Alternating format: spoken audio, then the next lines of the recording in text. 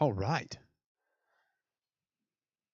For all of those who have birthdays today, happy birthday. For all of those who don't have a birthday today, you should wish somebody who does have a birthday today happy birthday. Anyway, thanks for joining us. Since you're watching on YouTube, you can like and subscribe. I think you're required to say that once every video if you're doing stuff online. Just keep you up to date on what we're doing. What a week. It's going to be good. We're following up the book of Judges with the natural thing that comes after the book of Judges. If you follow along in your Bible, it's Genesis, followed by Exodus, followed by Leviticus, followed by Numbers, and then Deuteronomy. And then we went over Joshua, and then comes the book of Judges, and then we get the book of Ruth. Ruth. That's the Hebrew way of saying Ruth. Ruth. Yeah, Ruth. Thanks for joining us, Chelsea. How's your tea? Tea is fine. The little person asked me to make. He said, "Can I have chocolate milk?" I said, "I can't make you chocolate milk." And he goes, "Yes, you can." I said, "No, I don't have any milk here." And he goes, "You have hot chocolate." Oh. Oh, well, I can make you that. Yes. Hot chocolate, chocolate milk. Well, same thing. Kind of the same. Yeah. Just hot. Yeah, it was his fault. He said that was my fault. There's only 4 chapters. So we're going to end up reading through the entirety of the book of Ruth. Let's talk a little bit as a recap, if we can. We talked through the book of Joshua. And what was Joshua about? Our main idea of the book of Joshua, do you remember? Did it end in ship? No, that was the... No, that is the theme of Torah, the first 5 books. That partnership, is partnership. Yeah. Yes. But the book of Joshua, the second week we talked about Joshua, we talked about where we went over the map. Uh-huh. Really important conversation, wasn't it? The middle of the map, the mountain, the something. You got the mountains and then the coastal plains by the water, which is chaos, and this place in the middle where the mountains bow down is the literal translation. Sound? Yeah. Oh. Starts with Shah. It's the Shephelah. I was going to get there. And that's the bowing down of the mountains. It's the place that God calls us to dwell. Between our mountaintop experience and the craziness of the plains, God wants us to experience His presence and take His presence and interact with a crazy, lost, chaotic world and bring His presence to them. Man, I have like a... Ouch. Anyway, I have like an ouch. That's good. So that was the book of Joshua. We talked about that, and there was a specific tribe that we pointed to that lost its way. Dan, he's our man. Oh, Danny boy. Where was Dan supposed to be? Just northwest of Judah. I'm like thinking about the map. That's a great point. They were actually kind of surrounded by Judah, but yes, in the northwest portion of Judah. Mm-hmm. And if you were thinking about where Dan was placed, what was their intention? What would be, if God places His people somewhere on purpose for a calling, for a purpose, mm-hmm. What would Dan's position be? Who bordered Dan? Because Dan would have been on the southern border of Israel. There's a group of people that would have been right across the border. The Philistines. The Philistines. Which makes a lot of sense when we get to the book of Judges and we hear about Shimshon. I forgot about that. Samson. Oh. Like, I don't know who that is. Samson. Shimshon. Samson. What did he do a lot? Fought. Who did he fight? Philistines. Where was he from? Dan.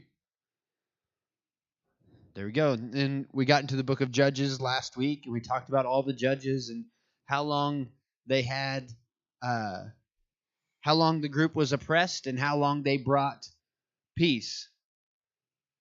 When we got to Samson, Samson is in what order in the Judges? Very last one. He's the very last one mentioned. And how many years were they oppressed? 40. How many years of peace did he provide? 20. How does that stack up against everybody else? It was completely opposite. Completely the opposite. Everyone else, all the other judges, everybody else doubled and he halved. Provided at least 40 years Yeah. of getting to re-know God. It's like a 40-year new honeymoon, right? And then now Samson provides a 20-year honeymoon after 40 years of oppression. And what ends up happening with the tribe of Dan? Oh, it disappears. It disappears because they moved. Mm-hmm. To the north. When you find way the map north. of where Dan actually ends up, they end up on the very northern tip of Israel. Is that where they were supposed to be? It was not. Good answer. Good answer, you in the back, blonde-haired kid. So they ended up being in a place they weren't called to be and enduring things that they weren't intended to endure because they were disobedient. And it begs the question of like, well, if Samson, easily the worst judge, most disobedient, worst leader, if that man leads the people of Israel and judges the people of Israel rightly like God has called him to and embraces that calling, does Dan ever end up in the position where they're beat off the map, like literally? Only God knows. Oh, wow. That's so and he's good. not telling. That's from the Tale of Three Kings. Very, very good book. You should read it. If you don't have it, you should buy it and read it. It's really, really good. Tale of Three Kings. So we finished up the book of Judges, and we dive into the book of Ruth. And so we didn't spend a whole lot of time in the scripture in the book of Judges. We did read like the very back end, which was such a bad story. It was awful. I didn't like it. Such a terrible story. But it also felt really familiar, which is probably why I didn't like it. So then we end up in the book of Ruth here. And what do we get here in the book of Ruth? Let's see. Do you want to take chapters 1 and 3 or 2 and 4? We're just going to... Which one has the hardest names to say?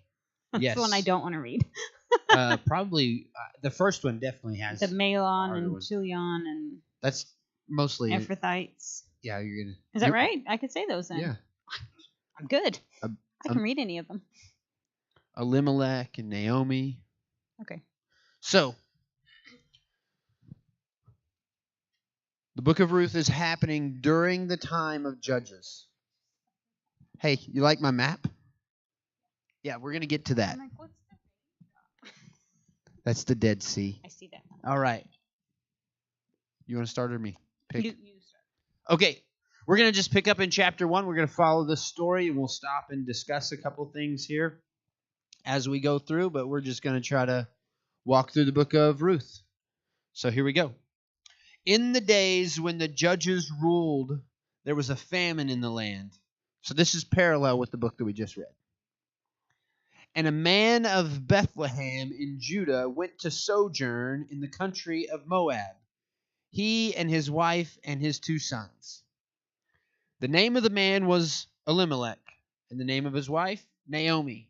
And the names of the 2 sons were Malon and Chilion. They were Ephrathites from Bethlehem in Judah. They went into the country of Moab and remained there. So, quick lesson in review. We had our map. Where is Moab? That's great. It's on the eastern side of...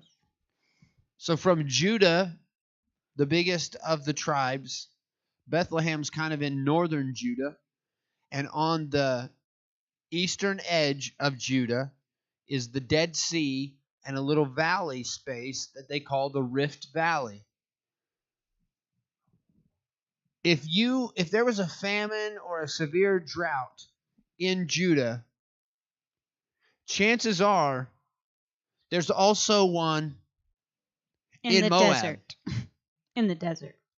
In the opposite direction of drinkable water. I said, why would they go that way when they were closer to water, like real water in the Mediterranean? If you're thinking of the modern day map, this would be them going from Israel into Jordan, the country of Jordan. Yeah. Chances are, if there's a drought and a famine in Israel, there's a famine going on in Moab, in Jordan. And it makes no sense to cross the Dead Sea Rift. Like, to me, that, like, you're just worse. So, I think there are a few reasons. Like, it asks the question, like, why would we go to Moab? And I think there are a few reasons, a few things that we could say, these might be reasons. One is you trust the gods of Moab more than you trust the God of Israel. Yeah. For your provision. Possibility. Go ahead. The second, maybe they had family or distant relatives or someone who, or they heard word, they had a trade partner that was doing something well in Moab. It was like, hey, come on, we can figure this deal out.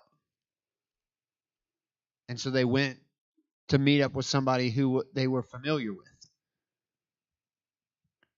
The question is there a space in the ancient world, in this context, that you go, well, if there's a famine in the land, that's definitely the place you go? Huh? No. There's not a place in the Old Testament world that you're like, if there's a Egypt. famine. Sorry, yeah, Egypt. Yeah, totally. if there's a famine, if there's a drought, there is a specific place that always going to have water.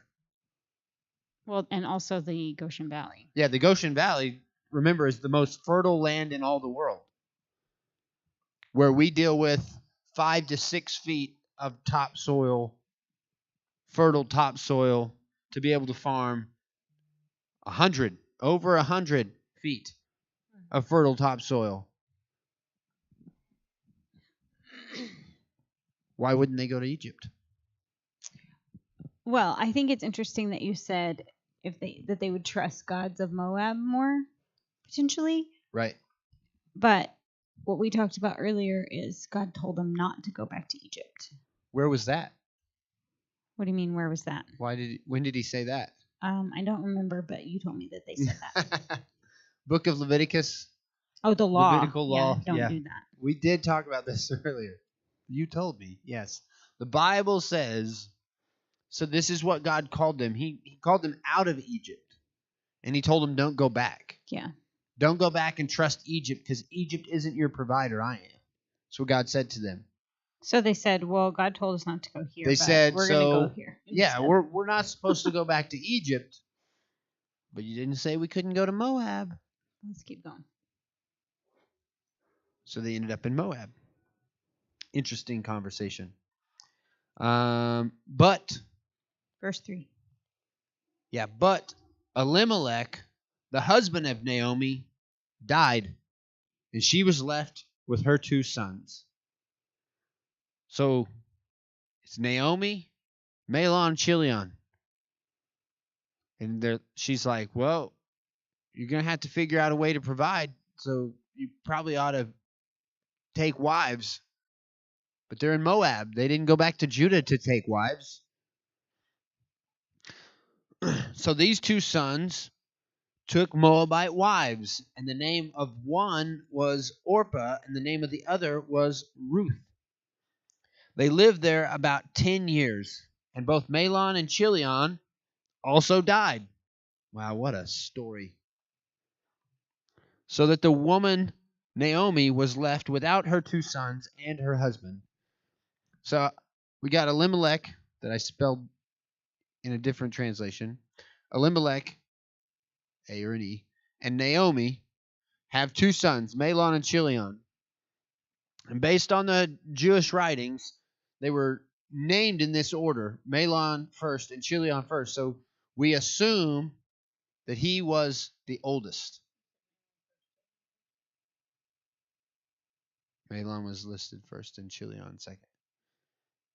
And so we connect that Orpah and Ruth, because Orpah was listed first, that's how they're related. So Mahlon would have been the Behor. I had muted it, so sorry. And so Orpah then becomes the most valuable bride. Anyway, 10 years go by. Who's left still in the picture? Naomi, Orpah, and Ruth. Naomi, Orpah, and Ruth.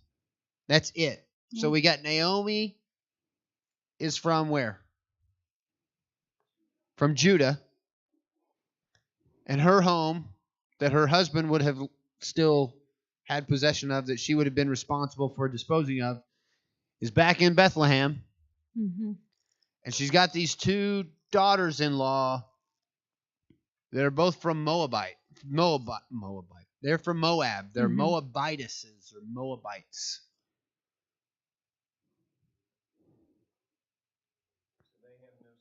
They have no standing at all. None.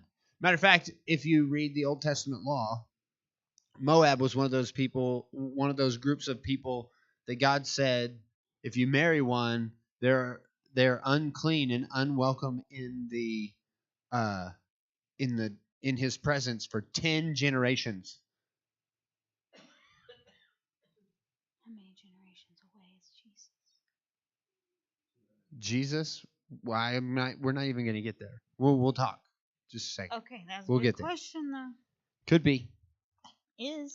So, verse 6. Then she arose with her daughters-in-law to return from the country of Moab, for she had heard in the fields of Moab that the Lord had visited his people and given them food. So she set out from the place where she was with her two daughters-in-law, and they went on the way to return to the land of Judah. But Naomi said to her two daughters-in-law, Go, return each of you to her mother's house. May the Lord deal kindly with you, as you have dealt with the dead and with me. The Lord grant that you may find rest, each of you in the house of her husband. Then she kissed them, and they lifted up their voices and wept. And they said to her, No, we will return with you to your people. But Naomi said, Turn back, my daughters. Why will you go with me? Have I yet sons in my womb, that they may become your husbands? Turn back, my daughters. Go your way, for I am too old to have a husband. If I should say I have hope, even if I have a husband this night and should bear sons, would you therefore wait till they were grown? Would you therefore refrain from marrying? No, my daughters, it is exceedingly... What's that word? I don't know. It just says she grieves very much in my Bible. Exceedingly bitter. Oh, bitter. Okay. This is the beginning of her declaration about herself. Right. What's that word? Do you remember the Jewish word? Mara. Mara. Yes, I remember. Haven't I we told heard you that before you told me this morning. Haven't we heard this word before? Yes. She begins this declaration that it is exceedingly bitter for me, to me, for your sake, that the hand of the Lord has gone out against me. Then they lifted up their voices, wept again, and Orpah kissed her mother-in-law, but Ruth clung to her. So she's saying that her life is bitter. Even later on in the story, she's going to say, call me Mara, call me bitter. But that's not the only translation of that word. The root of that word isn't bitter. What is it? Rebellion. It's rebellious. Oh, rebellious. So, what's Naomi saying here? Is she saying that she's bitter because of her loss? And that God has brought this loss upon her? Or is she saying that she was rebellious in coming to Moab, and because of her rebellion, God is judging her and her family this way? I don't know if she was a rebel because she went. Was she? Did she stay in the land of God? Sure. So she was rebellious because the two become one.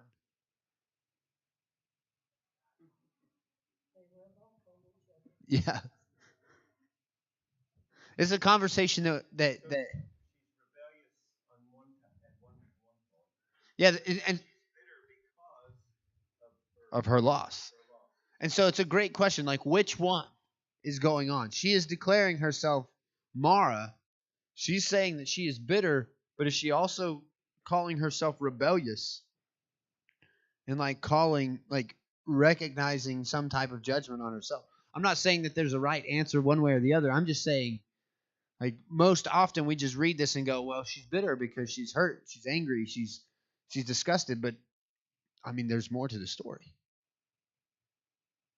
There's just more to that declaration that begins right here.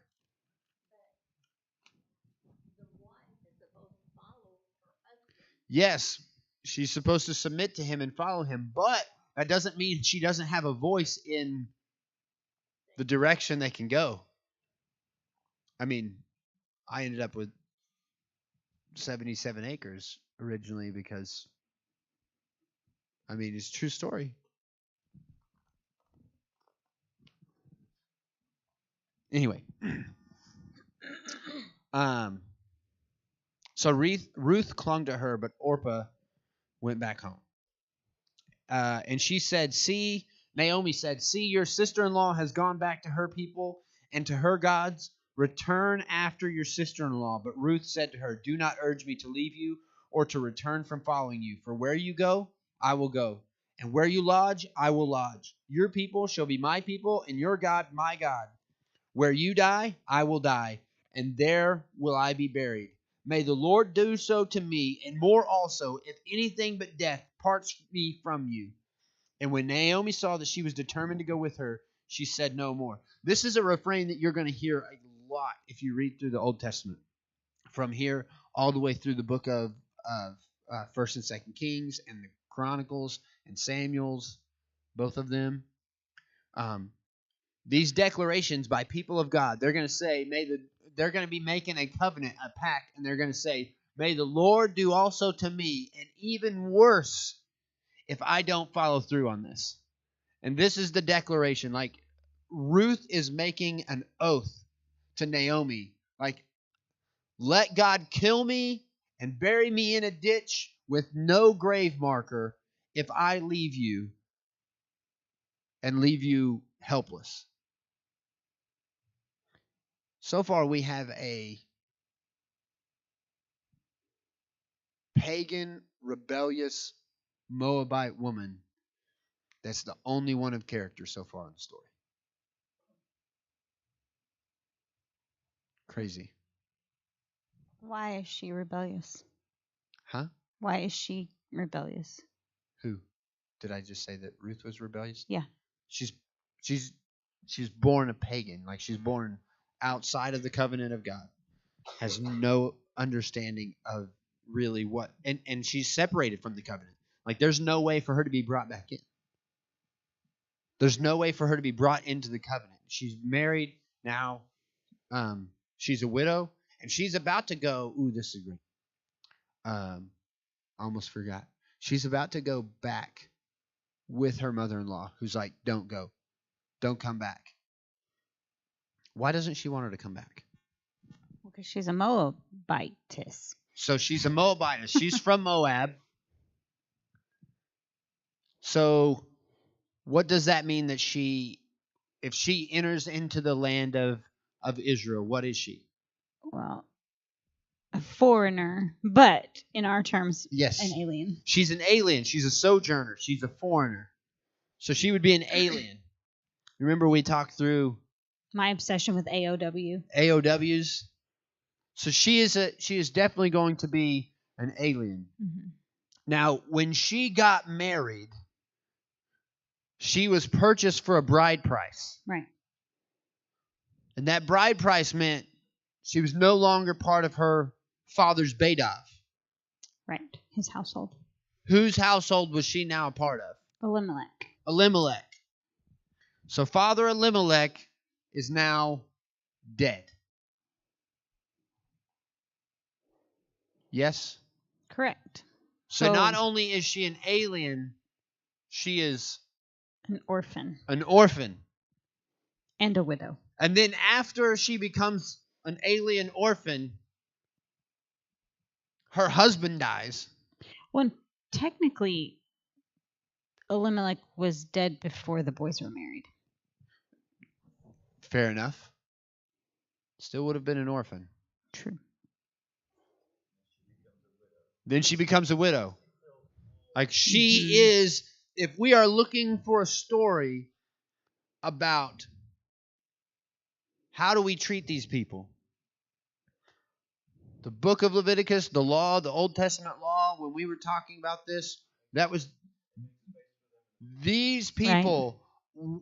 Like she is the ultimate picture of that is the person of all the people that the people of Israel are going to treat differently. But what does Naomi know about the people of Israel? Well, their covenant with the Lord, what he told them to do. Yes. Why? So if that's the case, if she knows the covenant, why would she be imploring her daughter to not come back with her? To stay with her people? I don't know. Why do they need the judges? Oh, because things get hostile. Because if you search up, if you do a quick Google search of the book of Judges, you need my marker?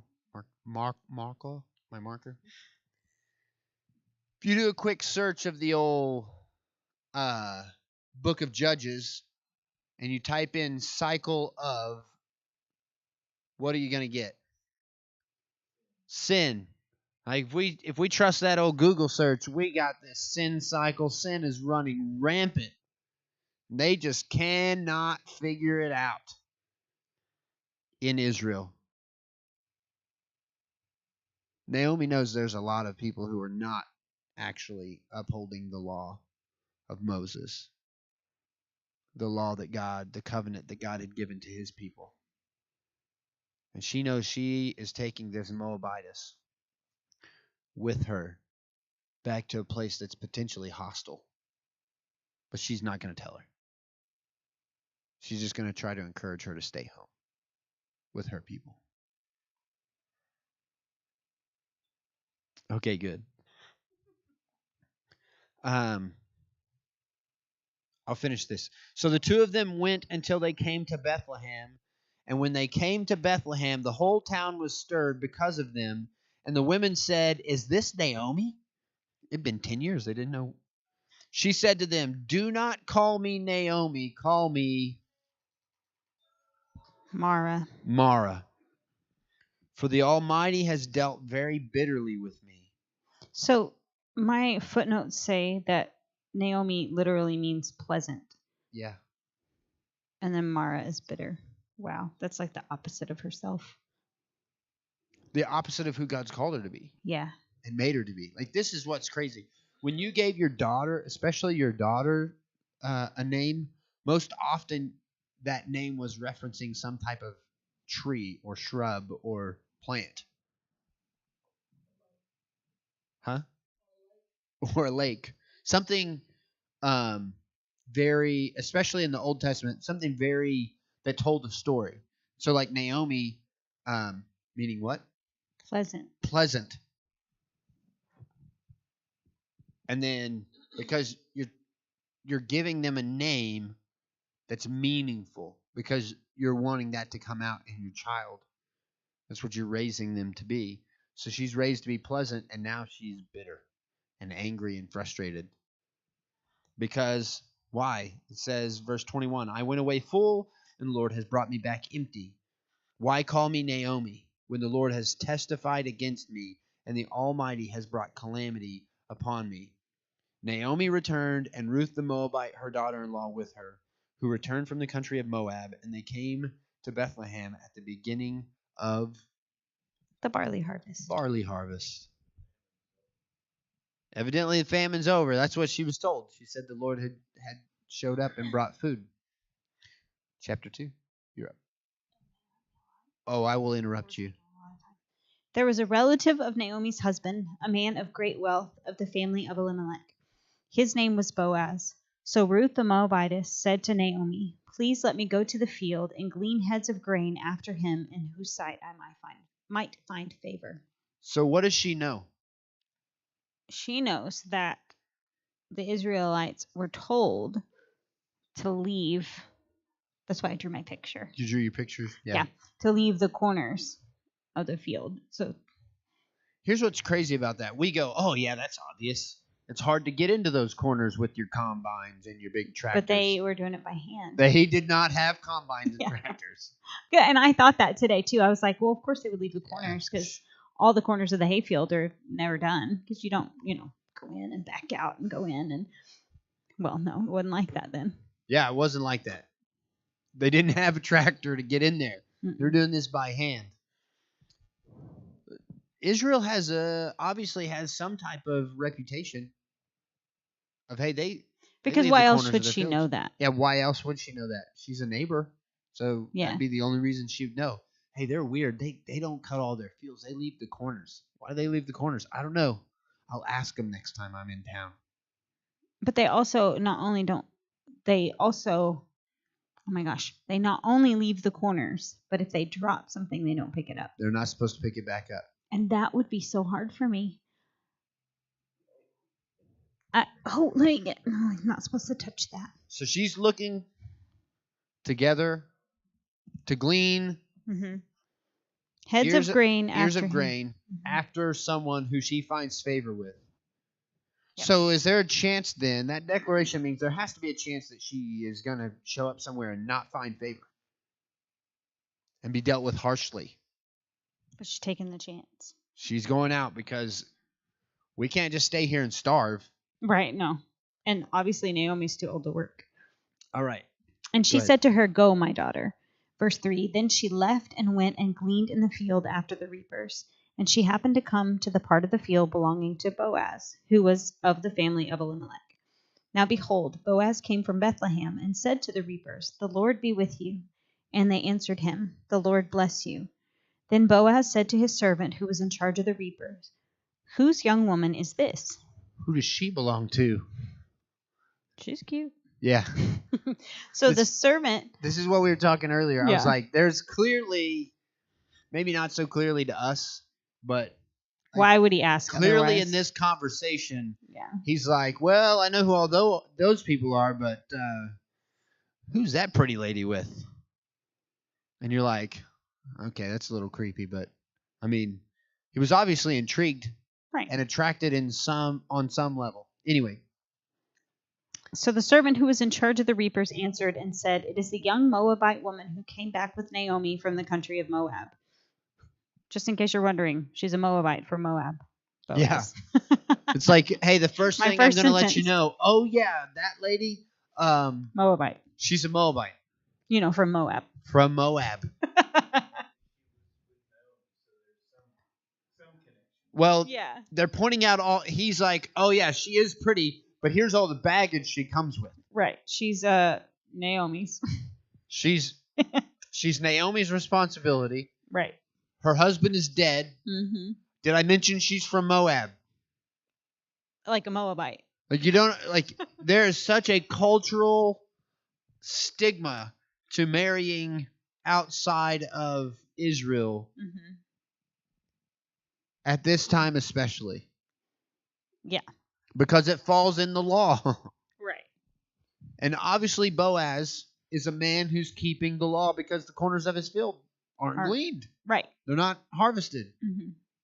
And she said, "Please let me glean and gather after the reapers among the sheaves." So she came and has continued from morning until now, though she rested a little in the house. Then Boaz said to Ruth, "You will listen, my daughter, will you not? Do not go to glean in another field, nor go from here, but stay close by my young women. Let your eyes be on the field which they reap, and go after them. Have I not commanded the young men not to touch you? And when you are thirsty, go to the vessels and drink from what the young men have drawn." So she fell on her face, bowed down to the ground, and said to him, "Why have I found favor in your eyes, that you should take notice of me, since I am a foreigner?" And Boaz answered and said to her, "It has been fully reported to me all that you have done for your mother-in-law since the death of your husband, and how you have left your father and your mother and the land of your birth, and have come to a people whom you did not know before. The Lord repay your work, and a full reward be given you by the Lord God of Israel, under whose wings you have come for refuge." That is a powerful statement that he just made. Mm-hmm. Like we read through this story and we're like, wow, that's nice. Like he just recognized it, of all the things that he recognized in her, because when she was on the other side of the field and he recognized, hey, that's a pretty young lady. Who's she with? And he gets told all the stuff that's going on. Like when he gets told who she is, he's already heard the town gossip of what's going on there. Right. How she's been here, and she just got a report from the person who is in charge, basically the foreman of the reaping party, that let him know, hey, she hasn't stopped working except for a short break all day long. And she's picking up scraps. She's working her tail off to pick up scraps so that she and her mother-in-law can survive. And he continues to make a declaration. The first declaration he makes to her is how amazing she is. Her commitment to the work that she's doing to care for her mother-in-law, when the two of them could just give up and die. Yeah. Like realistically, alternative to working yourself to death in this situation, Just starve to death. just give up and die. Yeah. Or she could have stayed home. Oh, yeah. She could have stayed in Moab. Right. And then he makes that crazy declaration. He says, yeah, you might be a foreigner, but you are doing all the righteous things. And you need to understand that you have come to rest under the wings of God. Yeah. That's where this is. He doesn't say, well, I've got more than enough, and so you're not a burden to me. He doesn't say anything like that. He says, it's God's. It is the God of Israel who has spread out his wings and created space for you. That is a much bigger declaration. That is a much bigger declaration, especially of his faith, that he's like, I'm not going anywhere. And whatever you need, God will provide. And if he provides it through my excess, then that's what he's done. And I'm not going to hold you back, and my people aren't going to hold you back. Matter of fact, they're not going to hold you back. They're going to make sure that you're taken care of, make sure that you're not hurt, and make sure that you have water so that you don't faint. Verse 13 says, "Then she said, 'Let me find favor in your sight, my lord, for you have comforted me and have spoken kindly to your maidservant, though I am not like one of your maidservants.' Now Boaz said to her at mealtime, 'Come here and eat of the bread, and dip your piece of bread in the vinegar.' So she sat beside the reapers, and he passed parched grain to her, and she ate and was satisfied, and kept some back.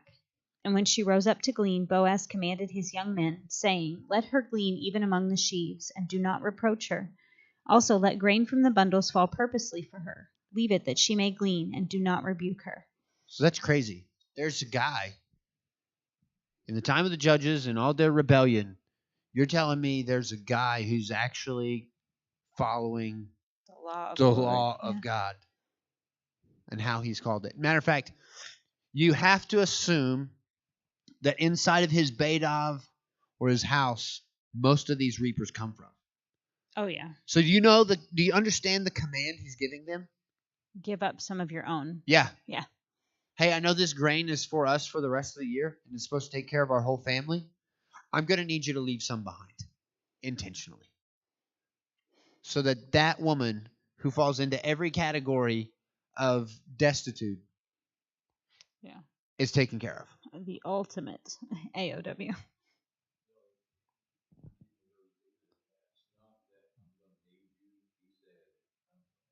Yeah. Yeah. He commanded This is not a request. You don't reproach her. You don't rebuke her. You don't correct her. You give her whatever space and whatever leeway she needs. And you drop stuff intentionally, because the rule is they can't pick it back up. you pick it up once, that's fine. anything that falls out of your hand, you don't pick it back up. That's for her. Like literally every aspect of who she is, that's who it's for. And he's like, hey, I know you're getting a great harvest. Drop some intentionally. Yeah. So she gleaned in the field until evening and beat out what she had gleaned, and it was about an ephah of barley. Then she took it up and went into the city, and her mother-in-law saw what she had gleaned. So she brought out and gave to her what she had kept back after she had been satisfied. And her mother-in-law said to her, where have you gleaned today, and where did you work? Blessed be the one who took notice of you. Okay, hold on real quick. An ephah is 22 liters.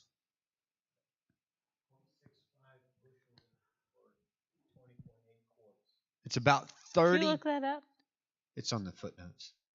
Well, it's in the back. Okay. I'm like, wow, I'm impressed. He did. It's about half. It's about half what Sarah made for the 3 men. Used to make. About 30 pounds of barley. She harvested in one day. From scraps. Not 30 pounds of stuff collected.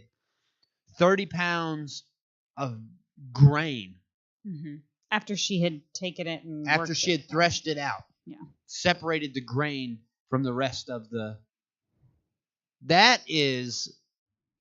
Like when she shows up with that big old gunny sack full of grain, and Naomi goes, what happened here?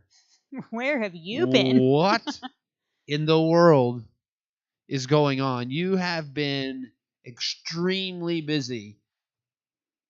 Well, and she said, who favored you? How did this happen? Like, yeah. This is not a scrounging woman gathering from the edges and just picking up random scraps. There's no way you can spend 8 hours and get that much grain. This is impossible. How is this? What is happening here? That's the question Naomi's asking. Yeah. So she told her mother-in-law with whom she had worked and said, the man's name with whom I work today is Boaz. Then Naomi said to her daughter-in-law, blessed be he of the Lord, who has not forsaken his kindness to the living and the dead. And Naomi said to her, this man is a relation of ours, one of our close relatives. Ruth the Moabitess said, I'm going to reread that in my version. Okay, go for it. Naomi also said to her, this man is a close relative of ours, one of our redeemers. Oh, that's an important word. Kind of important. Yeah. We're going to get back to that.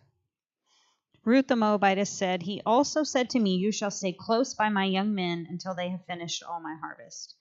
And Naomi said to Ruth, her daughter-in-law, it is good, my daughter, that you go out with his young women. I got it. That you go out with his young women, and that people do not meet you in any other field. So she stayed close by the young women of Boaz to glean until the end of barley harvest and wheat harvest, and she dwelt with her mother-in-law. Here's what's really crazy. It wasn't until she went for a day and came back and that her mother-in-law was like, you should probably stay with them because other people might assault you. That would have been good information before I left the first time. Yeah, no kidding. That I should be hesitant about what I'm doing because somebody might beat me up. Or worse. So much worse. And so she didn't just stay for all of barley harvest. No, wheat harvest as well. She got all the way through wheat harvest. I think a lot of times we read this and we're like, oh, this all happened in like a day. No. It was months.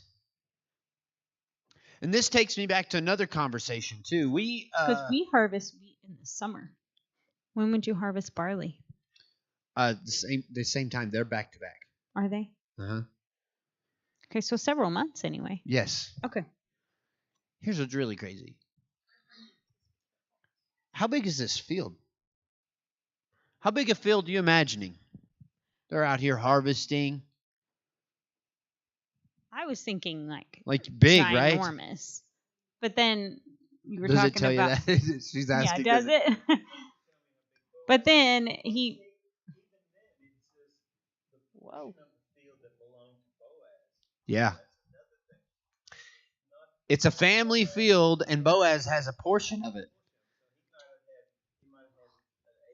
Oh, that's good. He might have had an acre, and that would be The average family farm, average family field that they would have gleaned and taken care of and harvested would probably be a couple acres. 1 to 2 acres. Honestly, that's all I would want to do by hand, doing the things they had to do. There's a whole army of people that are harvesting. Like, if everybody has barley planted in the family, and say you have 5 Badovs in the entire lineage, because can you tell me, we're going to get to it at the end. Bonus points for a person who, not looking at the end of the story, can tell me where in the lineage of Judah this family comes from.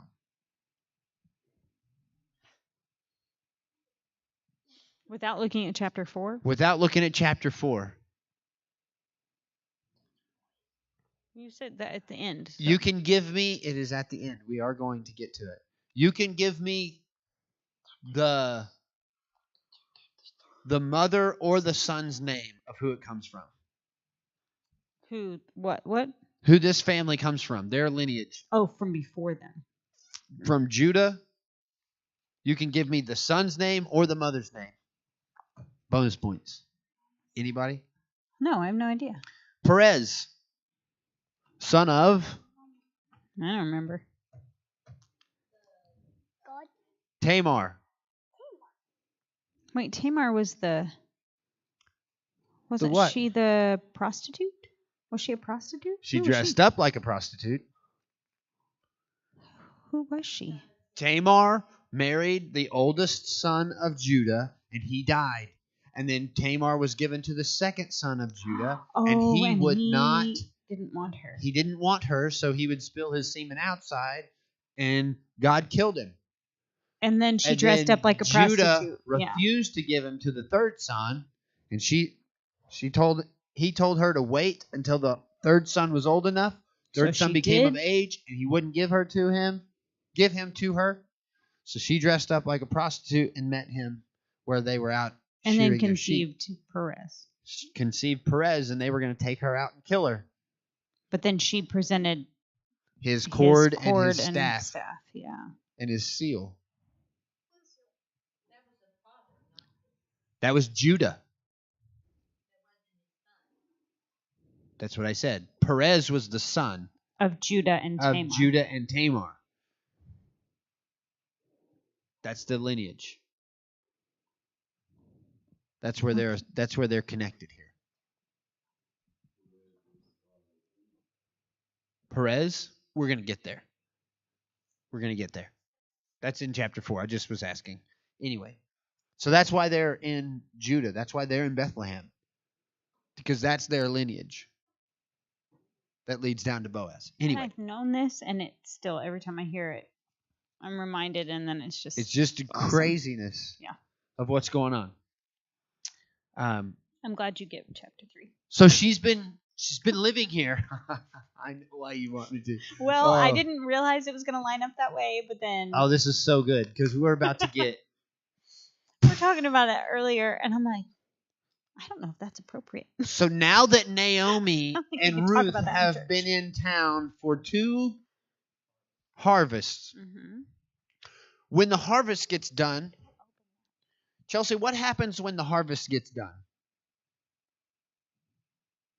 Oh, are you talking about the threshing floor? That's on the backside. What happens? Well, I don't know. There's a festival. Of wheats. Yes. Weeks.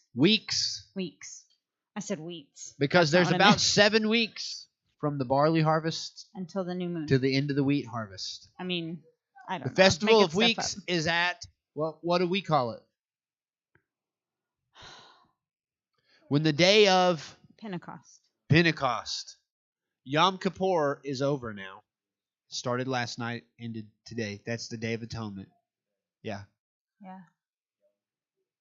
So, your atonement is complete. I know. Amen. So, the day of Pentecost. There's a huge celebration. There's a feast going on. And so we put a plan together. What should we do? All right, here's what we're doing. Then Naomi, her mother-in-law, chapter 3, said to her, "My daughter, should I not seek rest for you?" What does that mean? Should I not seek rest for you? So she doesn't have to go out and be a slave woman anymore. Okay, how does she do that? Find a husband. Find a husband. Should I not find you a husband? That it may be well with you? Is not Boaz our relative, with whose young women you were? See, he is winnowing barley tonight at the threshing floor. Huh. So Naomi knows exactly where Boaz is going to be. We miss over this point. Like, what? Where is he going to be? He's going to be at the threshing floor. Why would he be at the threshing floor? Because he's the boss. It is his harvest. You know what happens when people drink and have a good time and get done with celebration? They go to sleep. Do you know what thieves do? When good people go to sleep? When good people go to sleep and their harvest is in the barn waiting to be counted and collected, they go and take it. So it was common practice after the end of that celebration. They'd go sleep on the threshing floor where all the wheat and barley has been threshed out so the people didn't show up and steal it. So Naomi knew exactly where Boaz was going to be. And that's why. Wash, therefore, and anoint yourself, and put on your cloak, and go down to the threshing floor. But do not make yourself known to the man until he has finished eating and drinking. And when he lies down, observe the place where he lies. Then go and uncover his feet and lie down, and he will tell you what to do. And she replied, "All that you say I will do." So she went to the threshing floor and did as her mother-in-law had commanded her. And when Boaz had eaten and drunk, and his heart was merry, or in other translations, he was in good spirits. So he was drunk. He was drunk, and he was passing out. That's what that means. Yeah. He went to lie down at the end of the heap of grain. Then she came softly and uncovered his feet and lie down. This is a euphemism. It's not his feet she's uncovering. We talked about this back in Genesis. It is a different part of his in Exodus. Exodus chapter 4. It's not his feet. Because it was Moses. It was Moses, yeah. When God showed up to kill Moses on his way. It's not his feet. It's a different part of his body. That would be very uncomfortable if uncovered. We'll go there. She uncovered his circumcision. Yeah. And laid down at his feet. Now. At his real feet. At his real feet is how we're going to... There are people who will imply that there was sexual happenings going on in this story right here. Right here in this story. But why would God point to their character? Correct. The whole time. Yeah, all the other stuff that they've done and the character that he's shown, and the character that she has shown, this being some type of sexual interaction doesn't make sense. Does not connect. But she uncovers his circumcision and lays down at his literal feet.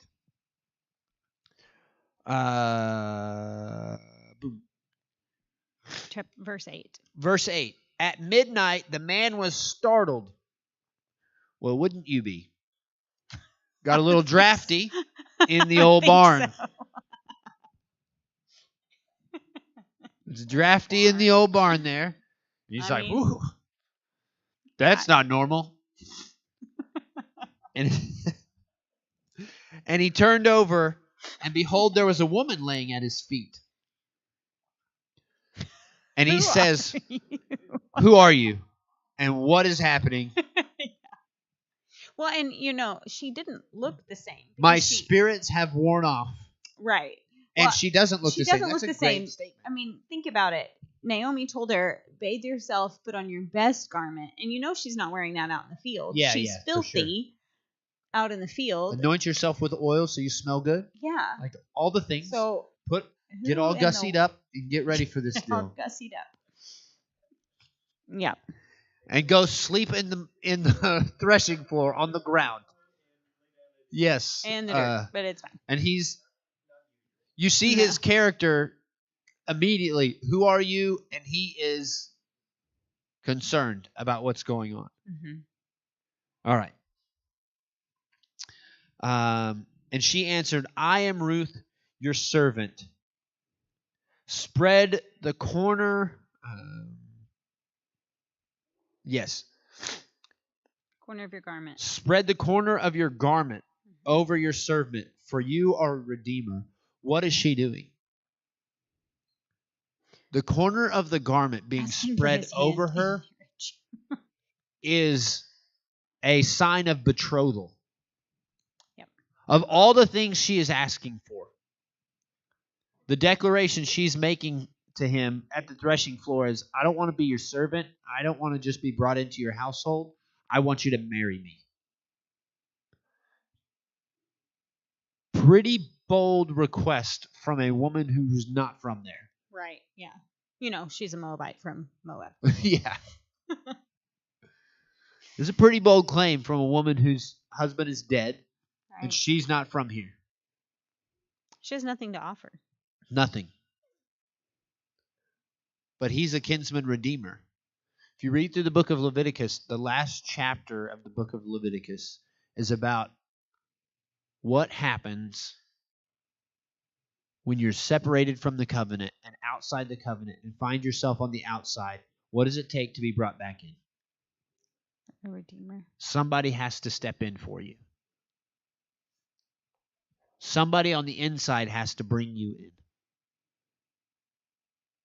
You must have a kinsman redeemer. It is absolutely necessary. And so here is this woman who has shown her faithfulness and shown her character over and over again. And she is on this threshing floor boldly asking. She's not hiding. She's not in sackcloth and ashes begging. She is in her finest, bringing the best that she has and approaching Boaz at probably one of his worst positions and exposing the sign of the covenant of the people of Abraham, so that when Boaz is startled and she begins to speak to him, he's looking directly past the sign of the covenant of God with him.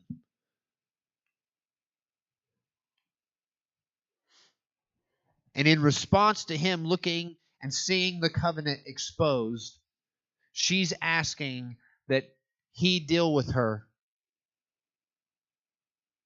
in a way that's consistent with the law and the commitment that he has made to his God.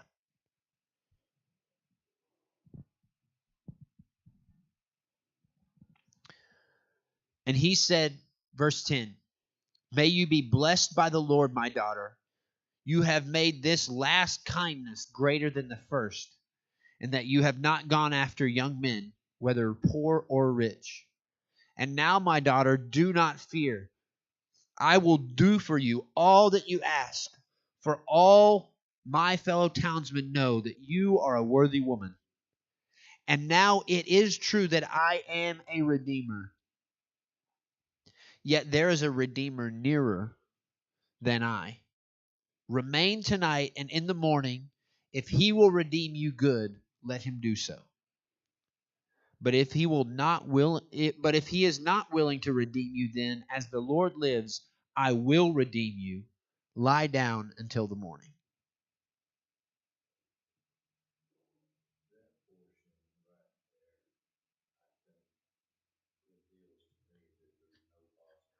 Yeah. No, if there was a moment of immorality, he would have gotten her out of there immediately. he would have sent her on her way immediately to where nothing else came of it. But he didn't send her away. He said, stay here. But then in the morning, he got her up and said, hey, I want you to go. I want you to make sure that nobody knows that you are here. And then I'll deal with everything else. That's what the rest of this does. And he gives her 6 measures of barley. He just keeps giving it away. And so when she shows up, mine says in verse 14, so she lay at his feet until morning, and she arose before one could recognize another. Like when we go before the sun was up to where people would know who she is. When we go milk the cow and it still looks like night, but it's actually day, and yes, at that time. Yeah. Okay, that makes sense. What'd you say? Nautical twilight is what he said. Oh. Verse 16 says... Well, you skipped 15. Yeah, we've already kind of... The 6 measures. You skipped it. Okay, I'll read verse 14. So she lay at his feet until the morning, but arose before one could recognize another. And he said, let it not be known that a woman came to the threshing floor. And he said, bring the garment you are wearing and hold it out. So she held it, and he measured out 6 measures of barley and put it on her. Then she went into the city, and when she came to her mother-in-law, she said, how did you fare, my daughter? Like she had to ask the question, how did you fare? That's a lot of barley you have with you. How did it go? So you've been gone all night. You've been gone all night. You've got a whole lot of barley. How did that work? How did it go? I think it was details, please. Yeah. Like she had to ask. So then she told her all that the man had done for her, saying, these 6 measures of barley he gave to me, for he said to me, you must not go back empty-handed to your mother-in-law. She replied, wait, my daughter, until you learn how the matter turns out, for the man will not rest, but will settle the matter today. Mm-hmm. What did we talk about in between, maybe in the beginning of the book of Joshua? Maybe the second part. We talked about the cities, the placement of the cities, mm-hmm. And you could date a city by what? The rooms, or the rooms where?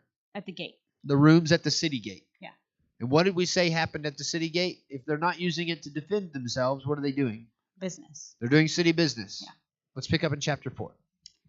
Now Boaz went up to the gate and sat down there, and behold, the close relative of whom Boaz had spoken came by. So Boaz said, come aside, friend, sit down here. Hey, have a seat right here. Let's have a little chat. Yeah.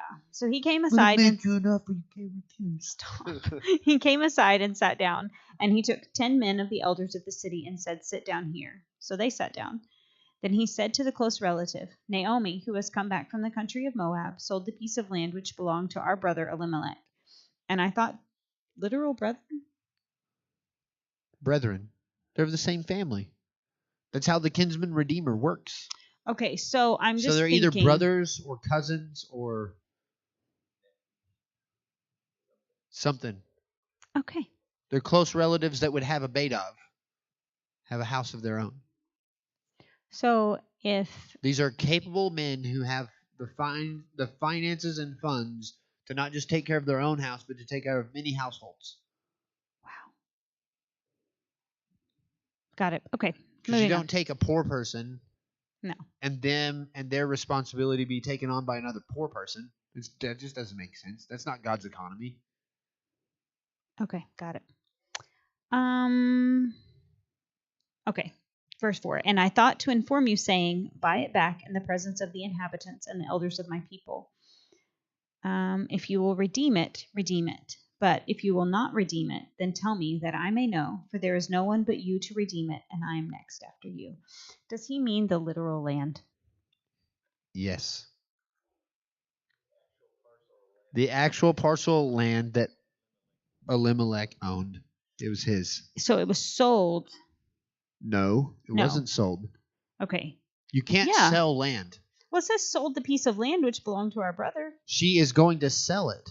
She has intentions to sell it because she has to. So her only option to sell it in their economy is inside the family because it was their inheritance.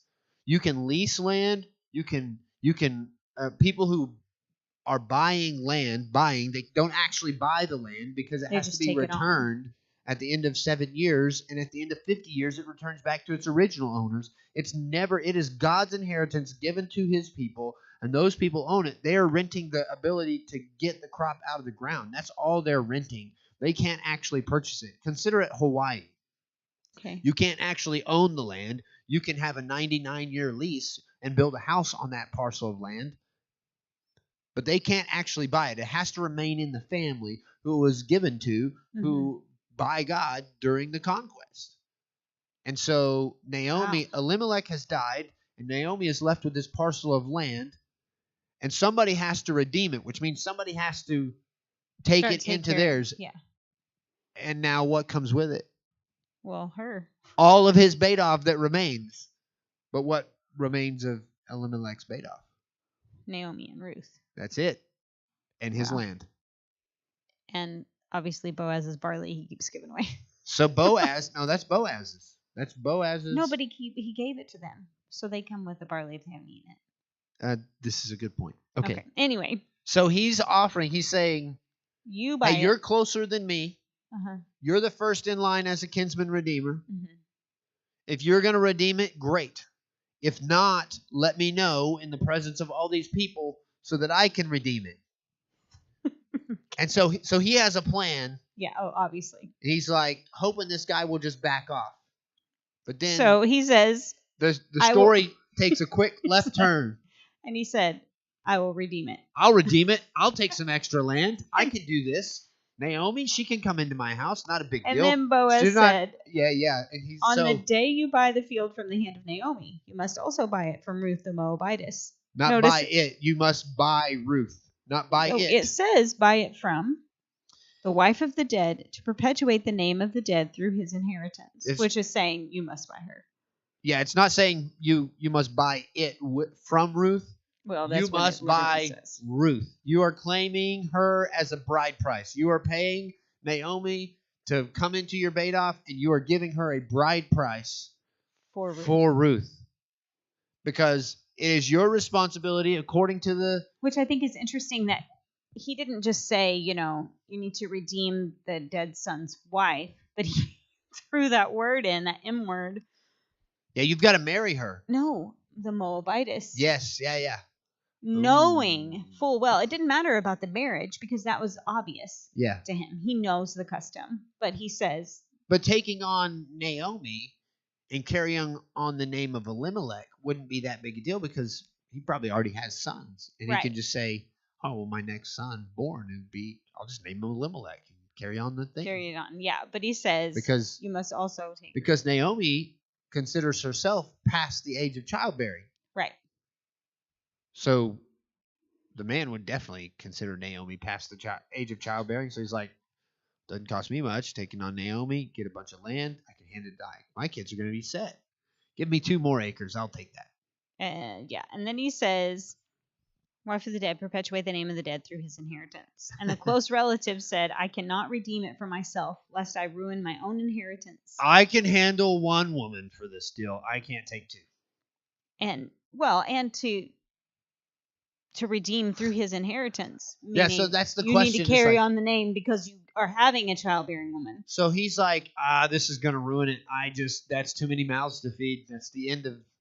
Right. Is that the answer he's giving? It's not the truth. That's what What's he's saying. The reality of what he's saying? I can't ruin my name by a Moabite. Yeah, I'm not going to be associated with that woman from Moab. I don't care how good she is. Yep. I don't care how... nice Which she is. Was what Boaz was banking on. Yes, exactly. Boaz is like, oh, you don't know the character of this woman? And all I got to say is she's from Moab. You'll be out of the temple for a while. You redeem my right of redemption for yourself, for I cannot redeem it. So what was the custom? Remember, we talked about this. There was a... yeah. It's coming up. No, but we talked about it in the Old Testament. I don't remember. Like in Torah, in Leviticus, we talked about the shoe. If there was if they wouldn't redeem, matter of fact, it was in this portion. If they chose not to redeem it, they were supposed to take the sandal and spit on them. Okay, so who would be spitting on who? The person who was No, not no, no. redeemed. In this story, It'd be Boaz taking the sandal and spitting on him. taking the sandal Well, from the technically guy it that should be said no. Naomi, but still. Boaz is acting on behalf of Right. Naomi and Okay, Ruth. let's move on. Yeah. Thank you. Well, technically not really, because he's doesn't technically have the authority. The other guy does. If you're thinking about Yeah. Naomi, yes. Naomi is... All right, if we're going to get into the technicals of this. Naomi is considered connected to that real property. She is part of that real property. That Badov all stays intact. Well, Ruth is also connected. So anybody who says, I'm going to redeem it and restore it, they don't just take the property, they take the whole family, which is two people. And two people evidently makes the one kinsman redeemer, which for some reason we don't ever get his name. Shocking. Anyway, he says, that's too many mouths to feed. Yeah, only God knows. He's not telling. So Boaz says, Can I go on? Okay. So verse 7, now it was the custom in former times in Israel concerning redeeming and exchanging. To confirm anything, one man took off his sandal and gave it to the other, and this was a confirmation in Israel. and where are they? In Bethlehem. Where in Bethlehem? At the gate. At the gate, at the city gate. So all these people are walking by, tons of witnesses, and Boaz has already collected 10 men in a room right off the gate. So he's got 10 men as witnesses, himself and the other potential redeemer. Right. All in a room like, hey, what are you going to do with that land? Oh, there's a woman who comes with it. So verse 8 says, therefore the close relative said to Boaz, buy it for yourself. So he took off his sandal. And Boaz said to the elders and all the people, Jonas, get out of there. Stop messing with my phone. Said to the elders and all the people, you are witnesses this day that I have bought all that was Alimelech's and all that was Chilion's and Mahlon's from the hand of Naomi. Moreover, Ruth the Moabitess, the widow of Mahlon. You don't have it right. Wow. They did it wrong. I have acquired as my wife, to perpetuate the name of the dead through his inheritance, that the name of the dead may not be cut off from among his brethren and from his position at the gate. You are witnesses this day. And all the people who were at the gate and the elders said, we are witnesses. The Lord make the woman who is coming to your house like Rachel and Leah, the two who built the house of Israel. And may you prosper in Ephrathah? Sure. And be famous in Bethlehem. Right? May your house be like the house of Perez, whom Tamar bore to Judah, because of the offspring which the Lord will give you from this young woman. Shocking that these people would know this is the lineage of Boaz and reference it immediately. Let it be like Tamar. Go ahead. So Boaz took Ruth. So Boaz took Ruth, and she became his wife. And when he went in to her, the Lord gave her conception, and she bore a son. Then the woman said to Naomi, blessed be the Lord who has not left you this day without a close relative, and may his name be famous in Israel. And may he be to you a restorer of life and a nourisher of your old age. For your daughter-in-law who loves you is better to you than 7 sons has borne him. Then Naomi took the child and laid him on her bosom and became a nurse to him. How the heck did she do that? No idea. Also the neighbor women gave him a name, saying, there is a son born to Naomi, and they called his name Obed. He is the father of Jesse, the father of David. They bore David's grandfather. That's right. It's crazy. Now this is the genealogy of Perez. Perez begot Hezron. Hezron begot Ram, and Ram begot Amminadab. Amminadab begot Nahshon, and Nahshon begot Salmon. Salmon begot Boaz, and Boaz begot Obed. Obed begot Jesse, and Jesse begot David. And that's going to jump forward in the story a little bit. We're going to take some time and have a discussion. Such a great conversation. Like, this is a incredibly salacious, scandalous love story. And it is a beautiful love story that of all the things that are going to be mentioned, Boaz and Ruth are like the two central points of this conversation. It's so, so good. And this story is going to be shared every year at the end of the Festival of Weeks at Pentecost. This story is going to be shared.